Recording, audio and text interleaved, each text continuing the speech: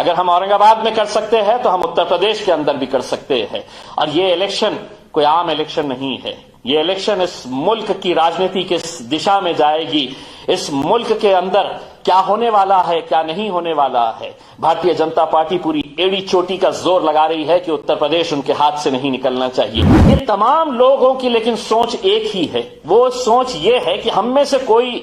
آ جائے چل جائے گا، لیکن مجلس اتحاد المسلمین نہیں آنا چاہیے. اور صرف یہ یہاں پر ہو رہا ہے ایسا نہیں ہے، یہ پورے ملک کے اندر ایسی ہی کچھ سازشیں رچی جا رہی تھی. مجلس کے اندر جتنے بھی لوگ آتے ہیں، مجلس کے جتنے بھی نمائندے ہوتے ہیں، یہ ایوان کے اندر بھی آواز اٹھاتے ہیں اور ایوان کے باہر بھی چاہے سرکار کسی کی بھی ہو، آنکھ میں آنکھ ڈال کر ان سے سوال کرنے کی اگر کسی میں جرت ہے تو وہ مجلس اتحاد المسلمین کے اندر ہے. آپ کو نہیں پتا ہے کہ کیسے کیسے قانون اس ملک کے اندر لانے والے ہیں، کیسی کیسے سازشیں آپ لوگوں کے خلاف رچی جانے والی ہے. شاید آپ اس سے بے خبر ہے. ایسے کتنے ایگزامپلس ہم آپ کو بتا سکتے ہیں کہ جنہوں نے آپ کا ووٹ لیا ہے، لیکن جب وقت آیا ہے تو آپ کے پیٹھ میں خنجر بھونکنے کا کام یہ ان لوگوں نے کیا ہے. اس میں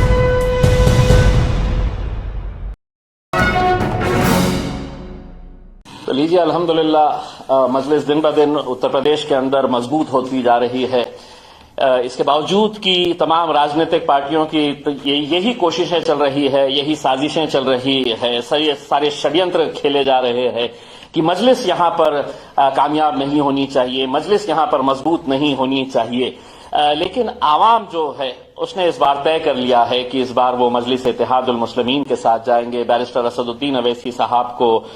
کے ہاتھوں کو مضبوط کریں گے، اور ان کی جو تڑپ اور ان کی جو لگن ہے، ان کی جو محنت ہے، پچھلے کئی مہینوں سے لگاتار وہ اتر پردیش میں جتنی محنت کر رہے ہیں،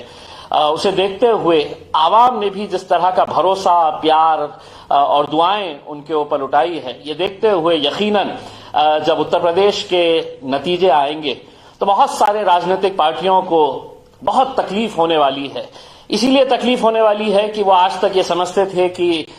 اس راجیہ کا جو مسلمان ہے، دلت ہے، پچھڑا ورگ ہے، وہ ہماری جاگیر ہے، اور ان کا کام تو صرف یہ ہے کہ ہم کو ووٹ دیتے رہنا اور ہم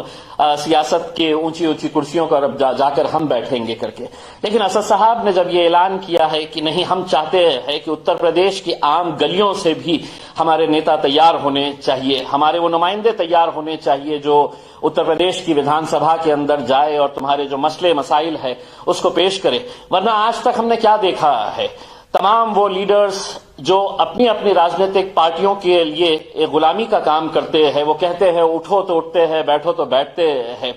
مجلس کے اندر جتنے بھی لوگ آتے ہیں، مجلس کے جتنے بھی نمائندے ہوتے ہیں، یہ ایوان کے اندر بھی آواز اٹھاتے ہیں اور ایوان کے باہر بھی چاہے سرکار کسی کی بھی ہو، آنکھ میں آنکھ ڈال کر ان سے سوال کرنے کی اگر کسی میں جرت ہے تو وہ مجلس اتحاد المسلمین کے اندر ہے. ہم نے آج میرٹھ کے ہستینا پور میں ہم جا کر وہاں پر جب ایک جلسہ لیے تو وہاں کے نوجوانوں کا جوش اور جذبہ دیکھ کر اس بات کا یقین ہوا. وہاں پر ہمارا ایک جو دلت بھائی الیکشن لڑ رہا ہے، ونود جاٹو، اس کے لیے جو مجلس اتحاد المسلمین کے تمام نوجوان جس جوش کے ساتھ کھڑے تھے، تمام بزرگوں نے یہ طے کیا ہے کہ اس بار ہم مجلس کو وہاں سے کامیاب کریں گے. تو اسی طرح سے یہی ماحول پورے اتر پردیش کے اندر دیکھا جا رہا ہے. لیکن ہاں، یہ بات بھی بتانا بہت ضروری ہے کہ سبھی راجنیتک پارٹیاں، جیسا میں نے آپ کو کہا تھا کہ آپ کو یہ جاگیر سمجھتے ہیں اور یہ سمجھتے ہیں کہ ہر 5 سال کے بعد یہ آئیں گے، آپ کو سپنا دکھائیں گے، چھوٹا موٹا ایک عہدہ دے ڈالیں گے، لیکن ایوان کے اندر آپ کو نہیں پہنچائیں گے. ورنہ اتر پردیش جیسے راجیہ سے، اتر پردیش جہاں پر اتنی بڑی آبادی، اتنی بڑی تعداد کے اندر یہاں پر مسلمان، دلت، پچھڑے، کیا وجہ ہے کہ ہر 5 سال کے بعد آپ کی جو نمائندگی ہے، چاہے وہ پارلیمنٹ کے اندر ہو، چاہے وہ ودھان سبھا کے اندر ہو، ہر 5 سال کو کیوں گھٹتی جا رہی ہے؟ وہ اس لیے گھٹتی جا رہی ہے کہ ان کی سوچ، ان کی سمجھ یہ ہے. بھارتیہ جنتا پارٹی والا سوچتا ہے کہ نہیں ایس پی آ جائے چلے گا، سماجوادی پارٹی والا سوچتا ہے کہ نہیں کانگریس آ جائے چلے گا، کانگریس والا سوچتا ہے کہ بھاجپا آ جائے، سماجوادی پارٹی آ جائے، یہ چلے گا. یہ تمام لوگوں کی لیکن سوچ ایک ہی ہے. وہ سوچ یہ ہے کہ ہم میں سے کوئی آ جائے چل جائے گا، لیکن مجلس اتحاد المسلمین نہیں آنا چاہیے. اور صرف یہ یہاں پر ہو رہا ہے ایسا نہیں ہے، یہ پورے ملک کے اندر ایسی ہی کچھ سازشیں رچی جا رہی تھی. الحمدللہ جو لوگ مجھے پہچانتے نہیں ہیں، میں مہاراشٹر کے اس اورنگ آباد ضلع سے آتا ہوں جہاں پر پچھلے 25 سالوں سے شیو سینا کا سانسد چن کر آتا تھا۔ جب اسد الدین اویسی صاحب نے یہ اعلان کیا کہ اورنگ آباد سے مجلس اتحاد المسلمین بھی الیکشن لڑے گی اور امتیاز جلیلی الیکشن لڑے گی، تو یہی وہ راجنیتک پارٹیاں ہیں، یہی وہ راجنیتک پارٹیاں جس کے اندر سماجوادی پارٹی تھی، جس میں کانگریس پارٹی تھی، جس میں شرد پوار کی این سی پی پارٹی تھی، یہ لوگ اورنگ آباد میں آتے اور یہی کہتے کہ نہیں یہ تو کھڑے رہ رہے ہیں، یہ صرف ووٹ کاٹنے کے لیے۔ ہم نے اپنی عوام سے کہا تھا کہ سنو سب کی لیکن کرو اپنے من کی، اور ایک مرتبہ الیکشن کے دن نکلتے وقت یہ طے کر کے چلو کہ میں اس بار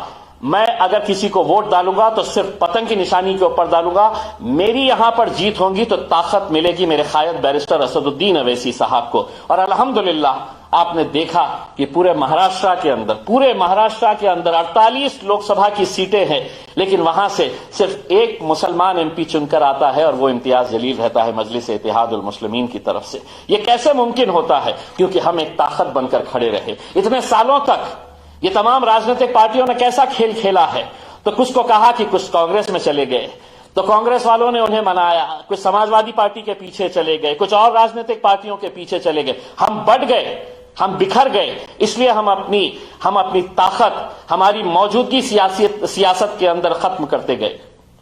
اگر ہم ایک پلیٹ فارم کے اوپر آئے، ایک طاقت بن کر کھڑے رہے تو ہم کیا کچھ نہیں کر سکتے ہیں۔ اگر ہم اورنگ آباد میں کر سکتے ہیں تو ہم اتر پردیش کے اندر بھی کر سکتے ہیں۔ اور یہ الیکشن کوئی عام الیکشن نہیں ہے، یہ الیکشن اس ملک کی راجنیتی کس دشا میں جائے گی، اس ملک کے اندر کیا ہونے والا ہے، کیا نہیں ہونے والا ہے۔ بھارتیہ جنتا پارٹی پوری ایڑی چوٹی کا زور لگا رہی ہے کہ اتر پردیش ان کے ہاتھ سے نہیں نکلنا چاہیے۔ سماجوادی پارٹی سمجھتی ہے کہ یہ مسلمانوں کے پیچھے ہم جاؤ نہ جاؤ، یہ کیا کریں گے، انہیں ہم بھارتیہ جنتا پارٹی کا ڈر دکھائیں گے اور ووٹ اپنے خزانے میں لے کر جائیں گے۔ لیکن نہیں میرے بھائیوں، ایک مرتبہ پچھلے 70 سالوں سے آپ نے کیا کیا ہے؟ آپ نے وہ جیسا کہتے تھے آپ نے سنا۔ مجلس تو یہاں پر تھی نہیں، ورنہ کیا وجہ ہے کہ مجلس نہیں رہنے کے باوجود کہ یہاں پر بھارتیہ جنتا پارٹی کی اگر حکومت بنتی ہے تو کیا وجہ ہے؟ ایک مرتبہ اگر آپ ایک پلیٹ فارم کے اوپر آگے ایک طاقت بن کر کھڑے رہے اور اس بار یہ طے کر لیں کہ جیت اور ہار کا جو بھی فیصلہ ہوگا میں اپنے رب پر چھوڑوں گا، لیکن محنت کروں گا، میں پوری شدت کے ساتھ محنت کروں گا، لڑوں گا الیکشن کے دوران، اور یہ نہیں سمجھوں گا میں کہ کوئی امیدوار کے لیے میں الیکشن لڑ رہا ہوں، یہ اپنے آپ کے لیے آپ کو یہ الیکشن لڑنا ہے، اپنے بچوں کے مستقبل کے لیے آپ کو یہ الیکشن لڑنے کا ہے۔ آنے والا وقت کیسا ہے شاید آپ اس سے بے خبر ہے، آپ کو نہیں پتا ہے کہ کیسے کیسے قانون اس ملک کے اندر لانے والے ہیں، کیسی کیسے